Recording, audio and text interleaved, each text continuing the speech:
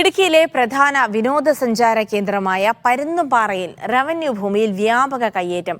പട്ടയമുള്ള ഭൂമിയുടെ സർവേ നമ്പറും രേഖകളും ഉപയോഗിച്ചാണ് കയ്യേറ്റവും വിൽപ്പനയും തകൃതിയായി നടക്കുന്നത്. 45 ഹെക്ടർ ഭൂമി നഷ്ടപ്പെട്ടതായാണ് റവന്യൂ വകുപ്പിന്റെ പ്രാഥമിക നിഗമനം. 310 ഹെക്ടർ ഭൂമിയാണ് റവന്യൂ വകുപ്പിന് പരുന്തുംപാറയിൽ ഉണ്ടായിരുന്നത്. ഇതിൽ 200 ഹെക്ടർ ഭൂമിക്ക് പട്ടയം നൽകിയിരുന്നു. ബാക്കി 110 ഹെക്ടർ ഭൂമിയിൽ നിന്നുള്ള 45 ഹെക്ടറാണ് നഷ്ടപ്പെട്ടത്.